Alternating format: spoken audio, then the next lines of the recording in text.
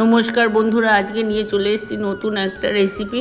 এটা ভাজা মশলা দিয়ে আলু সয়াবিনের একটা শুকনো তরকারি। প্রথমেই আলু ছোট ছোট করে কেটে নিতে হবে, আর সয়াবিনগুলোকে একটু ঝেড়ে নিয়ে আমি কুকারে দিয়ে সেদ্ধ করে নিই। আর ভাজা মশলার জন্য জিরে, ধনে, মৌরি, গোলমরিচ, তেজপাতা, শুকনো লঙ্কা আর ছিল দুটো এলাচ, এগুলো একসাথে একটু শুকনো খোলায় ভেজে গ্রাইন্ড করে নিই। তারপর বাদাম নিয়েছিলাম, বাদামগুলোকে প্রথমে ভেজে নিই। ওই তেলেই আমি জিরে, তেজপাতা, শুকনো লঙ্কা ফোড়ন দিই।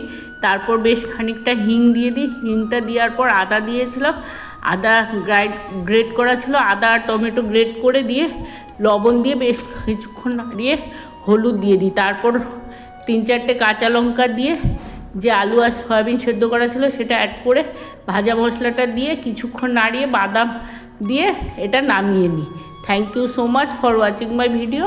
তরকারিটা খুব ভালো।